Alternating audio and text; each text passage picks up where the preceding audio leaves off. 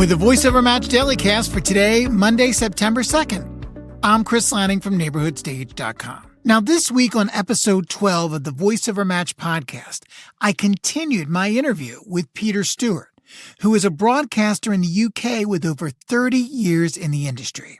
Now, in today's Dailicast, you'll hear some of that continued discussion on how to convey your message when doing a voiceover.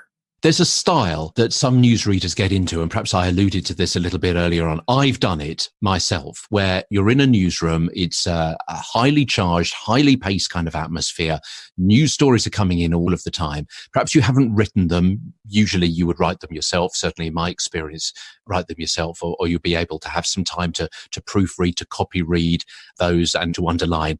But sometimes breaking news happens. Sometimes other people will write a story that you haven't had a chance to see yourself.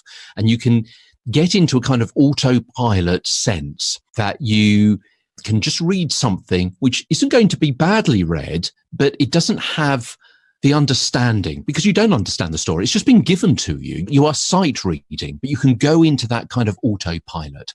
And I think what you said there, Chris, was really, really interesting. It's something that never occurred to me before. And that is, think of your scripts, perhaps with voiceovers. What is your connection?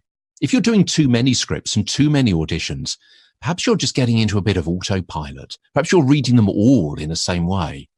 But if you are a bit more selective, then perhaps what you can do is think carefully, just spend a few minutes thinking about what are the attributes here of this particular product, and then go the next step. And if someone was to buy this particular product, how would that make their life better?